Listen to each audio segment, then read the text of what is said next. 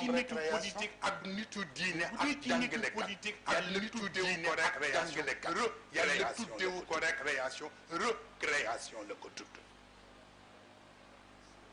parce que xalq bu jëkk bi ya parce que xalq bu jëkk bi ya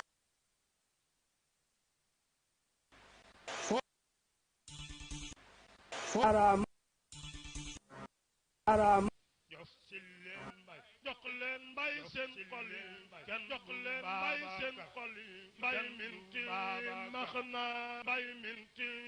max na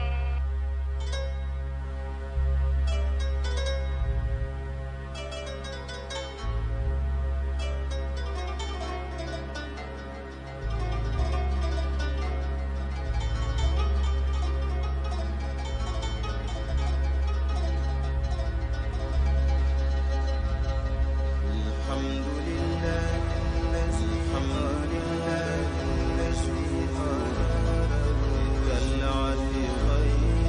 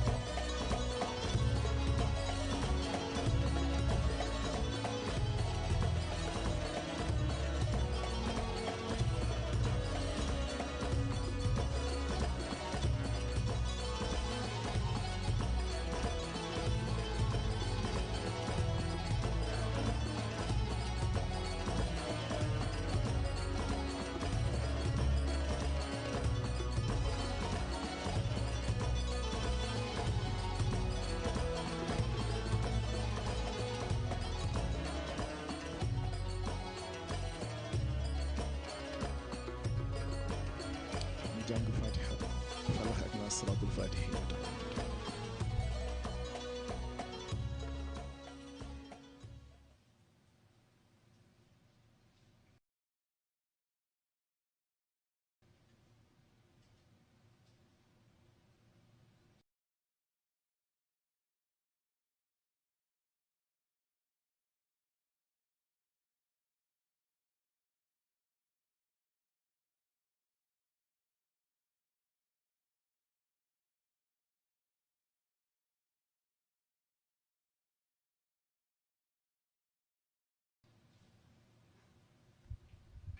ñu jàng fatiha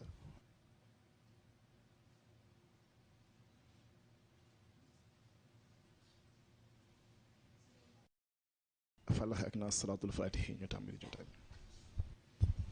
asalaamaaleykum wa rahmatullah.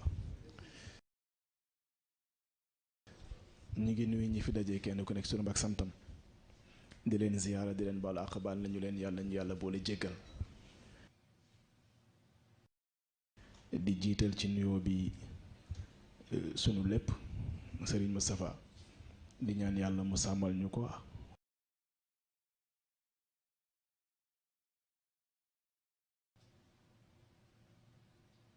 aar ko laax ko fu yàq àggul. di teg ci nuyoo bi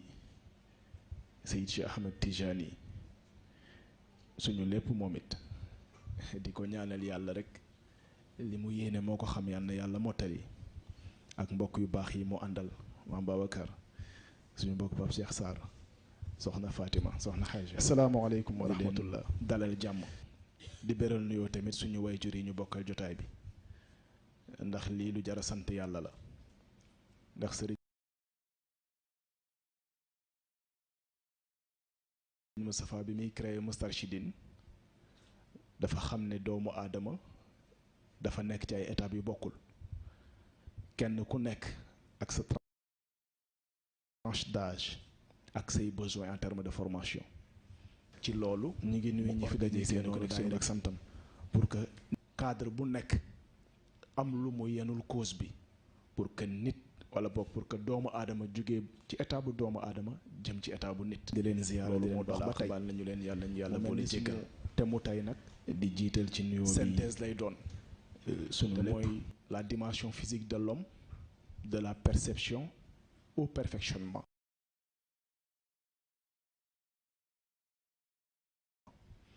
te moo di niñ ko jàppee woon ak kenn ku nekk ni ngay xoolee doomu aadama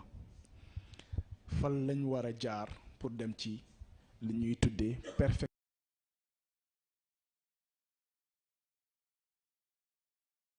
perfectionnement ndax perfection dañuy wax ni la perfection n'est pas de ce monde peut-être am na ñu dul d'accord loolu xaj na rek mu fàttali benn baat di ñaan yàlla mu sàmmal ñu ko mooy bu ñu tuddee Colisée de l'éveil du xew-xew ko laax ko fu ndax xew-xew dafay xewi mais programme la boo xam ni waxuma yi fiy développé mais thème yi rek ça suscite la réflexion te yaakaar naa l'objectif c'était ça mooy kenn ku nekk yàlla rek nga commencé di poser question yi nga xam ne jàppoon nga ni c'est primaire fekk nekk c'est des questions très importantes mooy li sang bi wax ni yàlla buy agir day agir à l'échelle microscopique à l'échelle atomique loolu ñun mësuñ ko bàyyi xel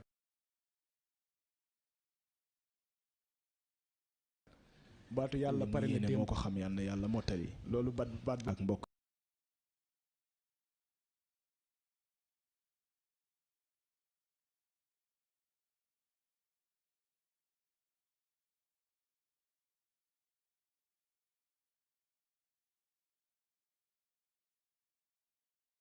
yu baax yi mu àndal profond la moo tax dama jàpp ni premier mécanisme de l'évolution mooy ñu dégg baat yi ndax dañuy jaxase rek ndax da ngay judd rek commencer di jàng wax fi ngay jàngee wax xam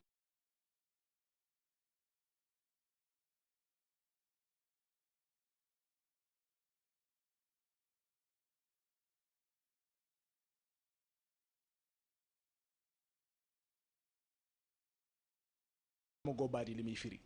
moo tax c'est très intéressant yàlla na yàlla barkeel incha allah xam naa tey programme bi ni muy tëddee soxna Xaaja dañuy njëkk dalal jàmm di beral nuyoo tamit suñu wayjur yi ñu bokkal jotaay tey le grand maître la ñuy déglu muy Serigne Moustapha ndax lii lu jar a sant yàlla la suñu paree ndax Serigne Moustapha bi ñuy créé docteur Ibrahima Niang mu def une note dafa xam ne doomu aadama entre la science dafa nekk ci ay état yu bokkul kenn paree ci loolu nag ak sa proche ak say besoins tey dañuy def focus ak xalaqakum min organiser noonu daay à travers les réseaux sociaux xoolal ñaari doof ay question am amuñ chance yegg ci salle bi moo tax sëriñ si yooyu yëpp lañu recueillir daanaka boobu ba léegi ñu ngi ci étape doomu aadama xam naa ne lépp du mën a jàll loolu moo ñu sélection quelque rek mu mel bu ko defee incha allah tey nag borom yëf yi dina ci synthèse lay doon am na yeneen baat yoo xam ne xëy na bu ñu yegsee ci moom physique de l'homme dina ci ñëw incha allah xam naa sans plus tarder au permission rek ñu dawale moo di séquence du jour ko jàppee woon ak kenn ku nekk ñu ngi xoolee doomu aadama wa xuliqa al insanu daifan ak xalaqakum min doofin ndax perfection dañuy wax ni xoolal ñaari doof yooyu peut-être am na ñu dul d'accord moo tax sëriñ si ak jàngalekat yi ak politique yi am na ci ñu xamul seen responsabilité sëriñ si laa wax ak jàngalekat yi ak politique yi xam ngeen lu tax ñun dafa am baat bu ñuy wax te miin ko ci élèves yi ñu di ko tudde récréation xam nga bu jotee ñu génne xale yi ci classe bi ñuy soowoo ci cours bi ndax nit ñu vidéo tuuti mais kooku xale yee ko moom ñoo moom récréation mais bu dee ci nitu politique ak nitu diine ak jàngalekat yàlla tuddewu ko récréation recréation la ko tudd premier mécanisme de l'évolution mooy parce que xalq bu njëkk bi yàllaa ko def mais pour ñu façonner nit ki nag ndax nit dañ ko war a taalif ni ñuy taalifa téere moo tax c'est très intéressant yàlla barkeel incha allah xam naa tey programme bi ni muy tëddee pour mu nekk chef d'œuvre déglu la séquence du jour incha allah taalif boobu ci wàllu nit mooy recréation bi ñu jox docteur Ibrahima Niang mu def une note ñun dañuy soow yu bari mais moo tax yàlla di tudd ñaari baat yooyu rek wax baatu tiin tey dañuy def focus xamuloo ni tiin bi li ci dajaloo ci yu doy waar ak yu lëndëm parce que ban ba ñu defare aadam ba mu nekk aadam yeke nekk zulmaniya ñoo ëpp bu ko defee incha allah borom yëf yi dina ci tontu ak jàngale maa bi rek moo ci nekk nooraniya dina ci ñëw incha allah xam naa sans plus tarder ñi ci des yëpp ay zulmaniya la donc ñett yooyu dajaloo di jur ci moom yu négatif insanu daifan moo tax yàlla it sonn xalqam min ba'd xalaqakum min zulumatin thalath xoolal ñaari doof yooyu pour dégager moo tax sëriñ si lëndëm yooyu bala muy génn ak jàngalekat yi ak politique yi xalqam na ci ñu xamul seen responsabilité sëriñ si laa wax mais bala muy formé wu ci biir yaay ak politique yi xam ngeen mat a bàyyi xel mooy nutfa bi ñun dafa am baat bu ñuy wax te miin ko ci élèves moo tax yàlla ree awalam yara li récréation anna xalaqnaahu bu jotee ñu génne xale yi ci classe bi ñuy soowoo ci cours bi ndax nit ñu vidéo lan la mais kooku xale yee ko moom ñoo moom récréation mais bu dee ci nitu politique ak nitu diine ak jàngalekat yàlla tuddewu ko récréation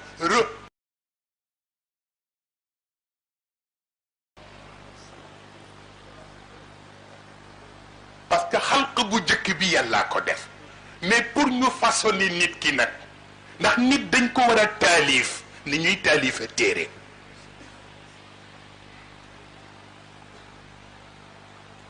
pour mu nekk chef d'œuvre moo ci nekk nooraniya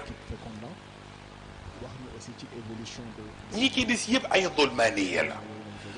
donc ñett yooyu dajaloo di jur ci moom yu négatif yooyu moo tax yàlla it sonn xalqam min baadi xalq fi zulumatin thalath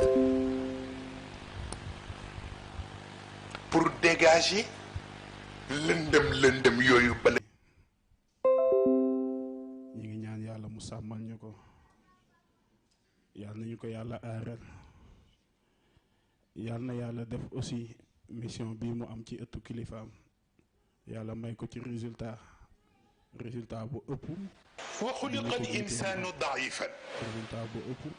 bi waajuram am ci ëttu ak xalaqakum min doofin xam naa xoolal ñaari doof yooyu élément moo tax sëriñ si neex ak jàngalekat yi commencé rek ak politique yi neex bu baxee am na ci ñu xamul seen responsabilité waaye sëriñ si laa wax am nañ chance am ak jàngalekat yi ak politique ci jàdd rek ak li ci xam ngeen lu tax buñ paree moom dinañ ko ñun dafa am baat bu ñuy wax te min ko ci élèves yi dañuy ñu wax di ko tudde récréation bi synthèse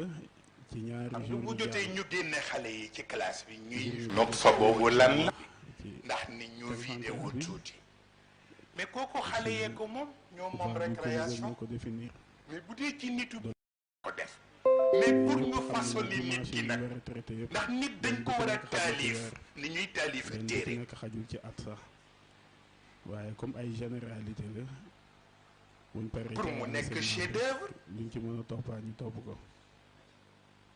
taalif boobu ci wàllu nit dañuy wax mooy recréation bi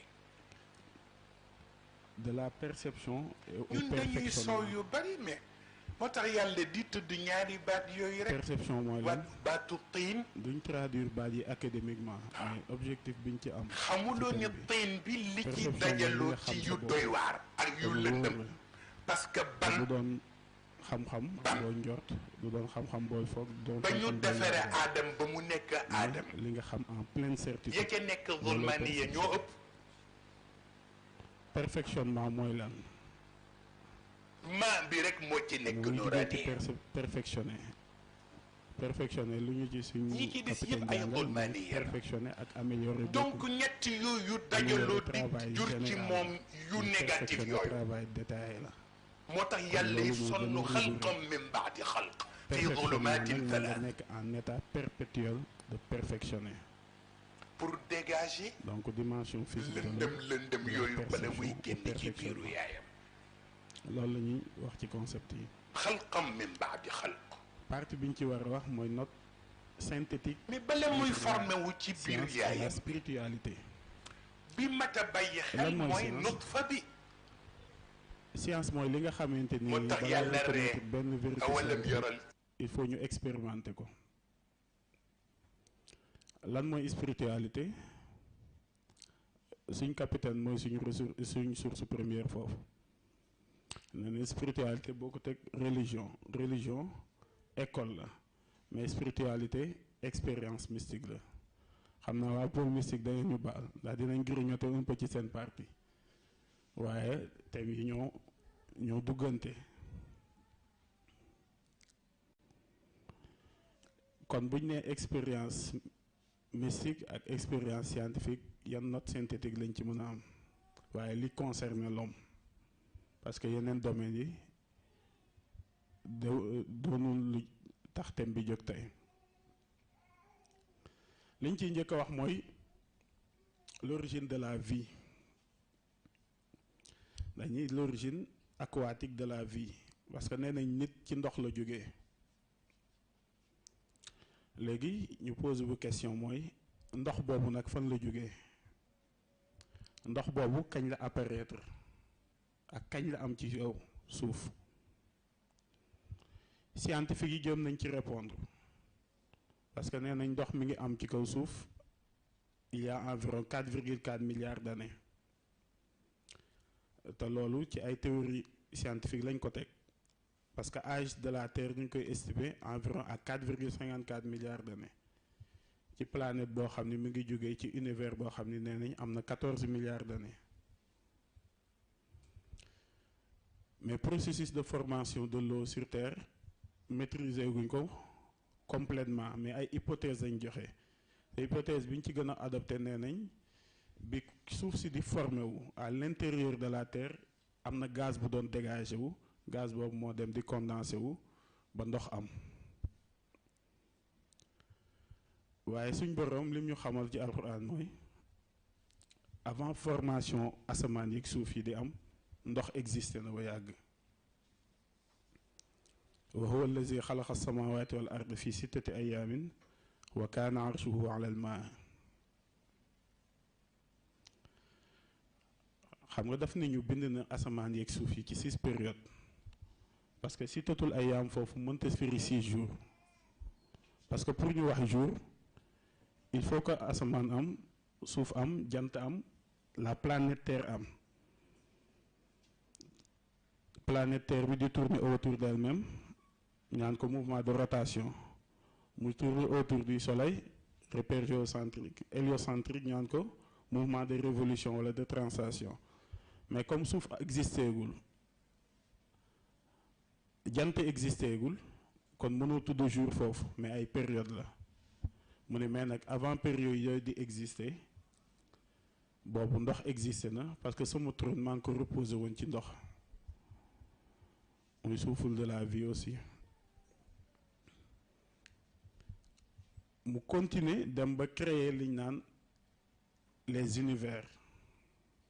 ci mécanisme bu complexe parce que mécanisme de création de l'univers buñ delluwaatee ci scientifique yi moom lañ tuddee Big Bang. Big Bang doonatul léegi une théorie mais c'est une vérité scientifique ndaxte boo demee ci penseurs yu mel ne Aristote ñoom autant dañ doon wax la théorie de l'univers fini dañ doon estimer ni les dimensions de l'univers sont limitées ñu ne kon nañ ko xam mais bi ñu demee seen recherche xam nañ ni les dimensions de l'univers sont infinies ñu naan donc l'univers infini. léegi noonu suñu borom xamal la nañu kon l'univers est infini parce que wa samaa banaynaaha bi ardin wa inna la muusi'un nee na man maa créé sama univers ci sama kàttan kenn fekkuma ci te maa koy étendre. docteur Ibrahima Niang loolu mooy l'extension de l'univers qui est devenue même une réalité scientifique. léegi nag à partir de cette réalité là lañ ni kon suñu revenir en arrière univers da doon diminuer di diminuer jusqu'à un point initial le point zéro. xanaa ñu bàyyi ko lañ tuddee moom mu la nébuleuse primitive concept boobu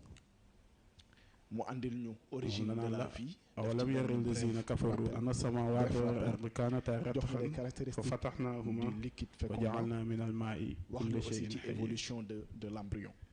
xaj na élément yooyu suñu maam Cheikh médecin scientifique nee na yàlla dafa ni dama ko poqati parce que au début dañ doon wax nébuleuse primitive muy benn couche de gaz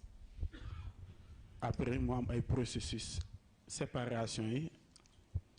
formation univers yi moo ci njëkk. salaamaaleykum ensuite am liñ naan les masses galactiques ensuite am liñ naan ñu ngi nuyu les étoiles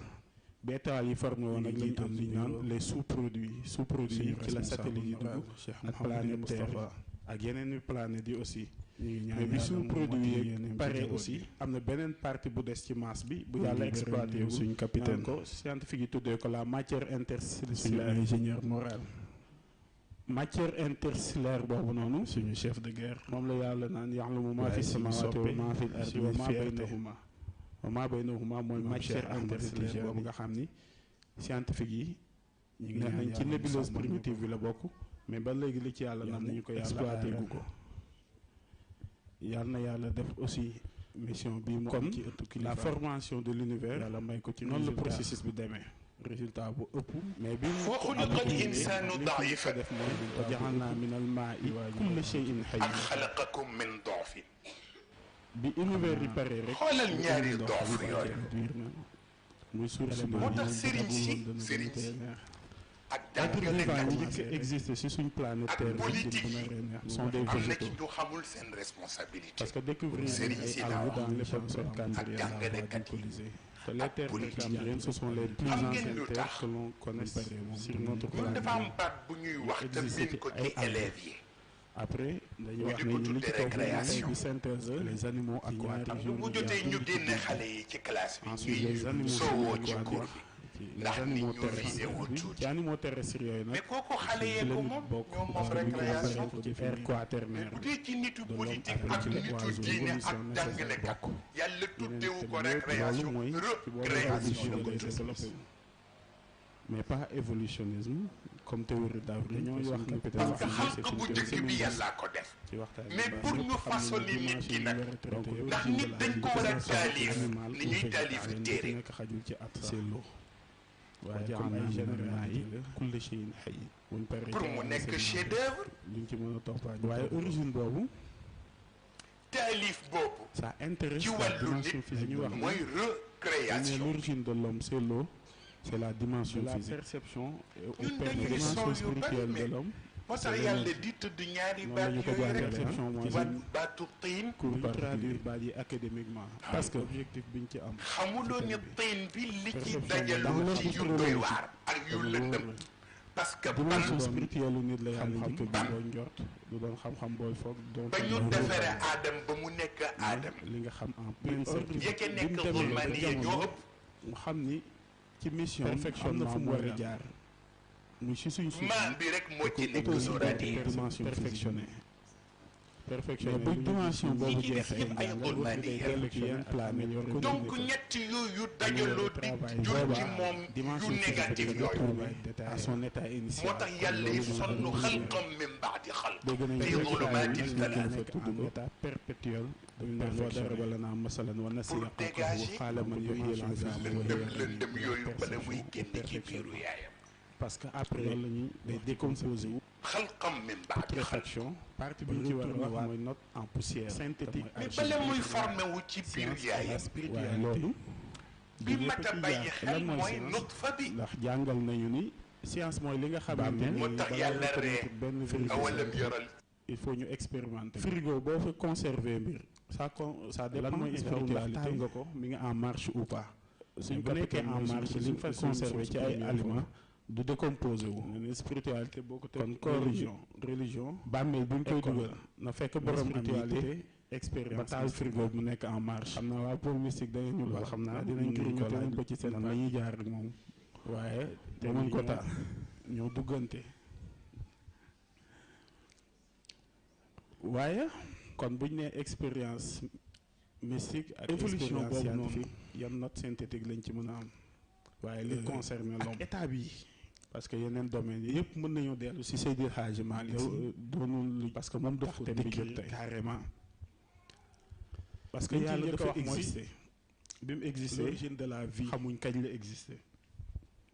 dañuy l'origine bi mu existé xamuñ ci ban façon parce que nee nañ nit ci ndox la jógee te nee na buñ ci xalaat léegi ñu posé bu question mooy loolu xelu nit boobu nag fan la jógee eggul ci capacité wu ndox boobu kañ la yàlla existé ak ci ban façon ak kañ la am ci yow liñ ci xam rek mooy yàlla existé na scientifique yi jëm nañ ci bi mu existé ba benn jamono parce que nee nañ ndox gën a am ci kaw suuf bind la création il y a environ 4,4 milliards d'années parce que dafa exister pendant un long laps de temps boo xam ni scientifique lañ ko sous forme de trésor caché parce que âge de la terre ñu koy estimé environ à 4,54 milliards d'années muxtafiyan ci planète boo xam ne trésor boobu bëgg nañu exploiter ko parce que trésor caché amul sens mu ni day bind la création mais processus de formation de l'eau sur le Seydi Hadji Malick Sy maîtriser guñ ko complètement mais ay hypothèse lañ gis aradallahu hypothèse bi ci gën a adopté nee nañ voilà bi suuf si di formé wu à l'intérieur de la terre volonté am na gaz bu doon dégagé wu la création dem di condensé wu quand Dieu eut la volonté de nous créer abana min nuurihi nuuran nabi alami moom bañ ko xamagul dañ daan firi naan il tira de sa propre lumière celle du prophète loolu lañ daan wax mais léegi day wax il tira de sa propre énergie celle du prophète loolu mooy def parce que jàngal nañu ni xam nga daf nañu bind na énergie yeeg suuf yi ci six lumière énergie la parce que si totul ay yaam foofu mënta énergie dafa am yu positif am yu négatif parce que pour ñu wax jour mais ay outils la suñu borom moo koy soxla di ko utiliser à sa guise la planète Terre na ruux énergie yooyu noonu ci planète Terre bi di tourner autour moo xam énergie positive la moo xam énergie négative muy tourner autour du soleil repère géocentrique héliocentrique ñoo ko baax na min nuurihi révolution la bi di translation ci énergie am la jël mais comme suuf créé ci énergie yonent bi loolu étape première de la création jant existé gul kon mënoo tudd jour foofu mais ay mu bàyyi fa ruux yonent bi mais nag avant période yooyu di exister ay année lumière kenn xamul ban durée la existé na mu parce que jubluwaat ci continuer processus de création muy souffle de la vie aussi jublu ci former les univers mu continuer dem ba créer liha wa saafilaha ashiatun talaat min afdali nasam ci mécanisme bu complexe parce que mécanisme les mondes temps supérieurs ce sont les cieux les univers yi moom lañ tuddee big les mondes inférieurs big bang doon léegi c'est une vérité scientifique ñu ni ñoom ñëpp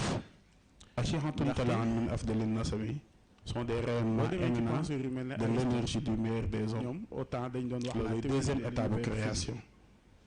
dañ doon estimer ni les dimensions. troisième étape de création. ñu ne kon nañ ko xam. mooy ban bi sur kii sang bi tudd léegi. seen recherche xam nañ ni les dimensions. de mais boobu yàlla exploité wu ko. daf ko jël rek donc l'univers yónni Mikaayil ni ko jëlee 4 parcelles ci suuf yu bokkul. léegi noonu. nga conserver ma ko. xamaloon nañu kon l'univers est infini. parce que ban sama banaynaaha bi bon dimension physique nafs mooy souffle de vie moo koy animé loolu la ñu suñ capitaine jàngal te maa koy étendre te loolu yomb naa dégg ci xilaas loolu mooy l'extension wa alama allahu hadina nubuwwatahu wa kaana adamu bayna nafsi wa nasabi à partir de cette réalité là kon suñu revenir en arrière univers da doon diminuer ban bi dekk noonu di diminuer mu nekk entre souffle ak argile le point l'univers boobu lañ tuddee parce que souffle de vie bi mooy animé ban bi pour mu mën activité yi muy mën moom la naan la awalam ndax soxlaa bu ko kafaru ana samaawaati wal ardi kaanataa ratqan parce que ordre chronologique du ban bi lay njëkk a exploité def dimension physique mais dimension spirituelle am lay njëkk a bind moo tax xonul arwaax min nuuri hudan bajazat fa innahu l jinsul a'la mahdumu sutumi mu daal di bind nag la dimension spirituelle ruux yëpp les âmes pures émanèrent de la lumière du guide séparation de l'énergie du guide de l'archétype et de l'origine des humains moo ci njëkk ñun dañuy jàpp ne ay boobu 3 dimensions verse boobu 3 dimensions yëpp la dugal parce que bu ne le guide dimension nag la ñu am li naan les sous-produits ci la satellite yi dugg bi ci diggante bi dimension mentale la parce que mooy orienté produit yeeg pare aussi bu ne l'archétype dimension ruux la mooy bi ci gën a ancien l'origine des humains mooy soit dimension physique matière léegi bi loolu pare na terminer la création ak la dimension physique de l'homme wa xalqul axlaahi baxsul anbiya li zuhurihi muqaddamatun kon faalam wala tari scientifique yi neex nañ ci nébuleuse créé nag la bokk dimension physique bu nit bi tax semaine bi loolu lañu ci liñ ci wax sax bëri na kon ndax dimension yëpp ci yonent bi ba tey lay dellu mais dimension yëpp aboutiré lim ci njëkk a def mooy te suñ planète bi ci la dimension ruuxu xayin ak yaramu nit di daje ci li kilifa gi tuddee woon ni ndox ci semaine yi ñu passé noyau humain parce que noyau humain il faut que ñu jàngat terme bi wax nañu ne noyau moom mooy leen di synthétiser parce que découvrir te loolu ci suñu planète bii la existé ñu ngi ko xam ce sont les plus anciennes terres moo tax mu ñu ko fi aalamul mulki wal arwaaxi taabi'atun li ruuxi wal jismi après haza gaayatul karami parce que ar ruux wal jismi ruux mooy dimension spirituelle dimension physique yëpp ci aalamul mulki les animaux terrestres kon ñoom foofu la ñuy animaux dajee terrestres yooyu nag ci la nit bokk ñu gis ni étape de la création yëpp ak détails yi ci aju yëpp Seydi Hadji Malick Sy jàngale na ko de façon la plus éloquente évolution des espèces xilaas moom yaakaar naa léegi pas évolutionnisme comme théorie xanaa oustaz yi jëm ci firi bi rek c'est une théorie mais moom bu dee texte bi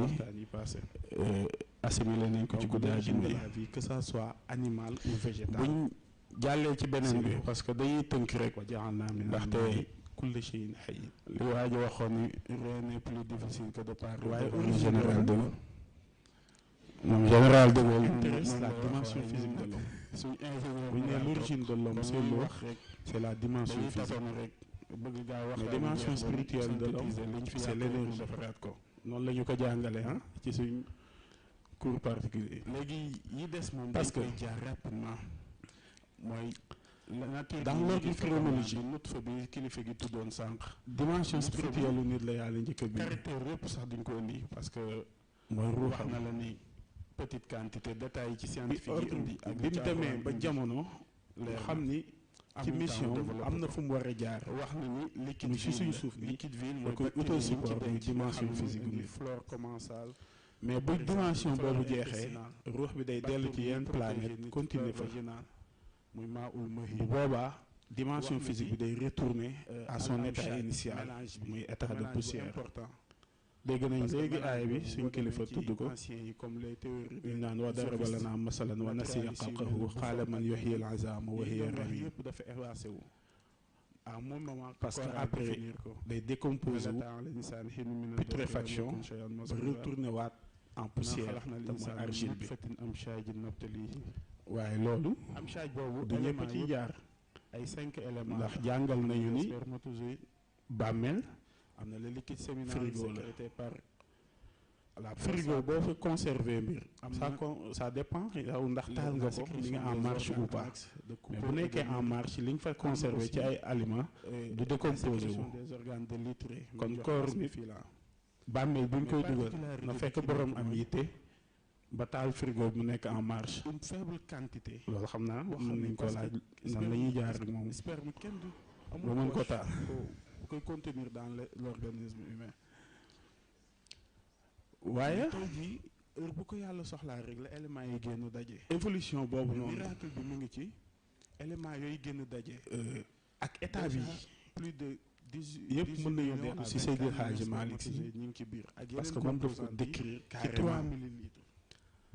parce que yàlla dafa mélange boobu même avec les éléments les plus sophistiqués mën nga def nag sa benn mélange bu ngan daa ci tirer une petite quantité mais nga def mélange une petite quantité nee na renfermer autant d'éléments c'est impossible ndax loolu aussi éléments yi li ñuy bëri bëri benn kii moo ci fekkoon ne benn spermatozoïde loolu lay wax ni bi mu existé ba summa ja'ala naslahu min sulalatin min ma'in mahin as-sulala mooy la quintessence d'une chose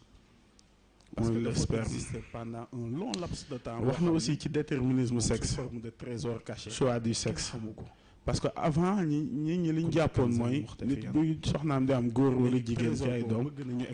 dañuy foog ni faute bi ci soxna si la alors que ndekete ci sperme bi la mu ngi day bind la création. te loolu il a fallu que ñu dem ba génétique génn ak cariotypage tout ça ñu koy door a xam les chromosomes sexuels te yàlla ba mu koy wax yàgg na wa annahu xalaqa zawjayni az-zakara wal unsa min nutfatin idha yumna mu bind leen ngeen ni couple soit góor la wala jigéen à partir d'une goutte de créer sperme muy nutfa boobu di déterminer moom dañ ko xam ne tey ci mélange boobu mu am ci lu am importance muy xam nga mais léegi dañuy wax il tira de les chromosomes sexuels bu ñu dajee day am nit ki benn partie bu muy jël ci yaayam am benn partie bu muy jël ci papaam mais am na beneen partie boo xam ni nii ci yaayam nii ci papaam du ko ci jël énergie loolu li mu rek moo ko am c'est spécifique à l'homme énergie dafa am lu positif même les jumeaux monovitellins monozygotes yi nga xam ne bokk la même sac vitellin duñ ko utiliser à sa guise te loolu partie boobu moo yor les empreintes digitales ba les empreintes digitales ñu ngi koy insérer ci ay bases de données yi en criminologie bu nga bëggee jàpp même boo wut carte d'identité dañ naan dañuy jël sa empreinte digitale alors que loolu la yàlla wax mënu leen maa rëcc sinon ma jàpp leen ci seen empreinte créé ci énergie yonent bi loolu étape première de la empreinte yooyu noonu mi ngi naan al banana xam naa dañuy tënk rek wax yonent bi ci suratul qiyaama bi naan summa alaynaa bayaana noonu ci continuer processus de création laa uqsimu bi yawmil qiyaama wa laa uqsimu bi nafsin lawaama yaxsabu l-insaanu allan najma'a 'izaama mooy wala xaajiri ala sawiya banana al banana am na sax ñu ko doon traduire le coccyx mais ce sont les bouts des doigts le monde des doigts mooy les empreintes digitales comme temps bi daf ñu xoj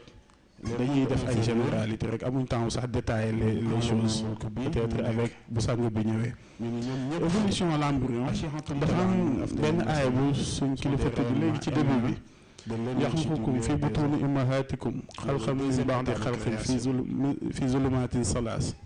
c'est extraordinaire. troisième étape création. déjà grossesse mu ñu am. fu dul ci embryon ci utérus léegi suñ sëriñ jigéen. mën nañu def fécondation in vitro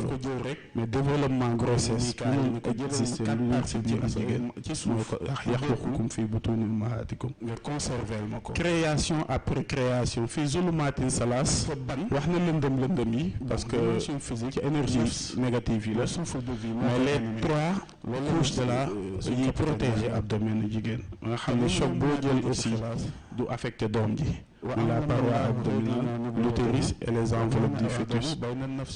mooy le placenta, le liquide amniotique et le myose loolu mooy les azulumatu salaas. ban bi dekk wax na aussi fi ñuy jeexalee parce que ñu ngi signalé heure bi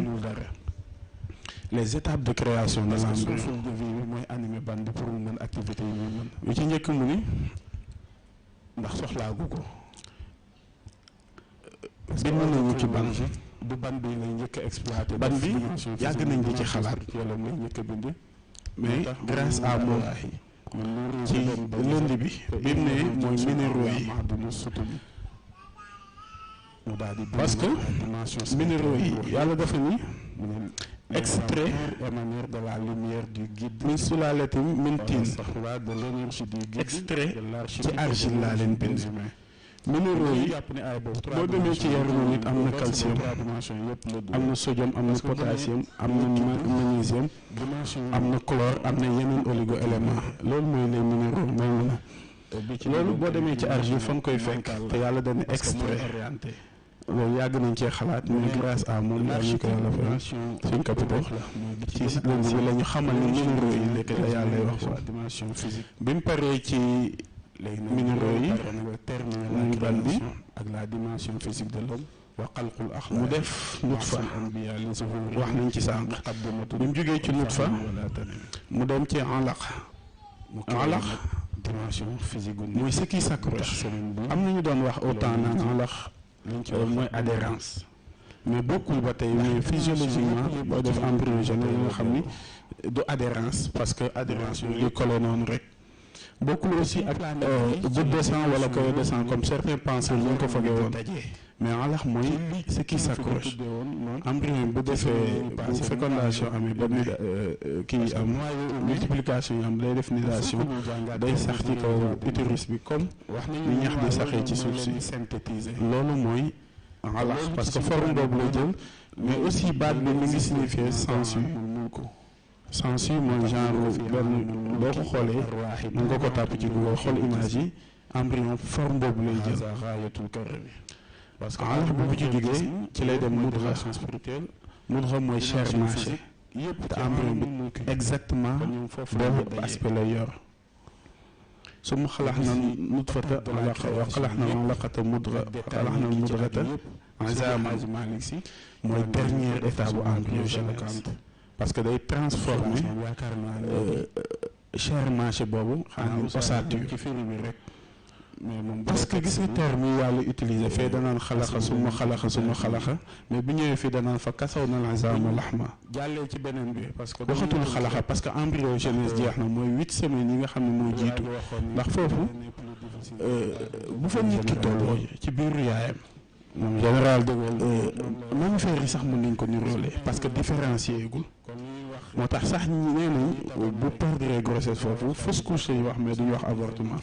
mais bu 8e semaine bi di jeex fa kasawna izama lahman summa ansha'nahu xalqan axar mooy photogénèse bu boobaa nag lay décrire aspect fœtus bu boobaa nag avortement la ñuy wax mais mënatul doon fausse couche te loolu bi ko suñ borom di décrire boobu image microscopique yi nga doon tudd sànq amagul kenn xamul liy xew ci biir peut-être sax ko yonent bi di wax ñu ngi koy taxé leneen naan kii boobu bi nekku fi ndax li mu doon wax dépassé na seen niveau mais biñ demee ba jamono wane science xam nañu exactement li mu doon wax moo am wax na ci ci biir embryogenèse beeg photogenèse am na organogenèse maanaam organes yi formé wu ci nit ñu wax ni organes yi dafa am les organes pairs ak les organes impairs organes pairs yi ak organes impairs mu composé l'espèce humaine duñ ko détaillé ndax temps bi mayatuñu ko loolu la naan in kuntum fi raybin minal ba'si fa innaa xalaqnaakum min turaabin summa min nutfatin summa min mudghatin summa min alaqatin summa min mudghatin muqallaqatin wa ghayri muqallaqatin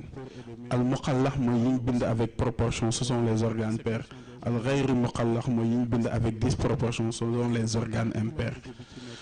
yooyu ñoo composé le corps humain amuñ temps wu nag détaillé ko lépp aussi am na li ñaan apparition des organes de sens loolu ñi ciitu sax wax nañ ko wa ja'alna lakumu sama wal basara wal afida parce que lobe yi njëkk a constitué wu peut-être bu ñu continuer ak waa pôle mental dinañ ci ñëw ci cerveau yi ci yor kii dégg mooy njëkk a apparaître au centre de l'audition mooy la mélange boobu même avec les éléments les plus sophistiqués mën nga def nag sa benn mélange bu ngan daa ci tirer une petite quantité mais nga def mélange yu la ci biir cortex cérébral autant d'éléments c'est impossible ak yi nga xamante ne nii mooy les viscères mooy am afida viscère bu ci nekk nag benn ak centre ci cerveau bi benn sperme viscère bu ci nekk spermatozoïde ak centre ci cortex lay wax ni xam naa ñu ngi signalé nañu ni temps bi jeex na yàgg waaye xaabaabal nañu waaye daal ñu jégaluwaat bu baax a baax di jégalu surtout ci toogaay bi fii parce que fii du suñu place aussi ci déterminisme sexe sang bi bu toogee ñu ñëpp ci suuf la ñu war a toog parce que avant comme nit ñi li ñu jàppoon mooy sañu ñu bañ soxnaam di am góor ñu jëfe ndigal rek li ci des nag ñu jégloo ñu ko xam ne li fi damm yi alors que ndekk ci ñu xam ni c'est pas facile de parler devant le général de génétique génn ñu bàyyi ñu ak bu baax a baax karyotypage tout ça ñu koy door a xam les chromosomes sexuels te yàlla moom koy wax yàgg na wa annahu xalaqa zawjayni az-zakara wal unsa ngi sant docteur bu baax xam naa ñëw na ci origine de la création entre la science et la spiritualité mu nekk lu am solo xëy na ñu ngi wax ingénieur mélange boobu mu am ci lu am importance waaye mu wax bu am solo dama tur yi lu muy bari bari ñaar moom ko dàqal am nit ki ban parti bu muy jël ci ban parti bu muy jël ci papaam moo tax beneen parti boo xam ne foofu la ñuy jaar rek ci yaayam nii ci papaam may internautes yi ñu loolu ñu dugal seen i question am c'est spécifique xañ na dañuy ñaan sang bi su amee commentaire bu muy def ci développement docteur yi ñu accompagner ko benn question ndax sam ko laaj duñ ko bokkule quel est le début de l'évolution selon les étapes de l'homme des empreintes digitales évolution bi c'est à la naissance à la conception de données yi ou au niveau des parents en criminologie bu ñu bëggee jàpp même carte d'identité des paramètres des êtres paramétrés de sorte qu'ils n'auront pas besoin de s'inscrire dans un processus d'évolution donc ñaari question yooyu ndax évolution bi day commencé ci conception naissance wala ci parents yi ak est-ce que am na ñoo xam ne aussi dañoo judd avec des paramètres déjà ci surtout xiyaama ba mu naan ba duñu soxla évoluer non non naan laa uqsimu bi yawmil qiyaama wala uqsimu bi nafsin lawaama yaxsabul insaana asalaamaaleykum wa rahmatullahi taala wa barakaatu. balaa xaadirin ala an nusawiya banaana. ñoo ngi leen di nuyu banaana am na sax ñu ko doon traduire. di leen ziar di leen baalu mais ce sont les bouts des doigts. di leen baalu wax surtout ci retard comme temps bi daf ñu xoj. ndax ni ma ko waxee dañuy def ay généralité rek amuñ temps sax détaillé les dafa bokk ci respecter sa bopp. peut-être avec bu sang bi ñëwee. te yéen ñii di ñëwatu évolution l'embryon. dafa am ñun suñu benn temps aaya bu suñ kilifa waaye seen temps fi ñu ko teg ëpp na. yaxluqukum nag fi ngeen baal butuuni ñu si ummahaatikum tali baa xawoon xalqan min ba'di xalqin fi zulumaatin salaas. ñoo ngi leen di c'est ndokkeel extraordinaire. ci koor gi. déjà grossesse mënul am. fu dul ci embryon ci utérus. sama ñaari mbokk yi moom mën nañ def. dañu wax rek ne la voie du colisée. mais développement grossesse. xam naa moom leçon ya desee moo ko xam naa dañoo ragal a tari. mooy ko yaxluqukum fi butuuni waaye macha allah. création ndax njëriñ lu mu après ndaw ndaw création fi avancement. zulumaatin salaas. te wax avancement na lu mu leen ndaw ndaw lëndëm yi pas en parce avant que ci te pas en énergie avant lu mu ndaw négative ndaw la. yaa ngi jëm fi mais nga les soxla jëm. trois couche de la yi protéger ak man balaa may dugg ci question nga xam ne choc boo jël aussi may laaj du affecté doom ji la paroi abdominale l'utérus et les enveloppes dafa am question bu may laaj mooy le placenta le liquide amniotique et le mousse loolu mooy les azulumaatu xam naa daal naa posé sama question wax ni aussi fi ñuy jeexalee parce que ndax bu njëkk dañu mi leen ñuy jàngale ci cadre conception les étapes de création de l'embryon fécondation pour moi il faut un certain nombre de spermatozoïdes il faut que ñu wër ovule bi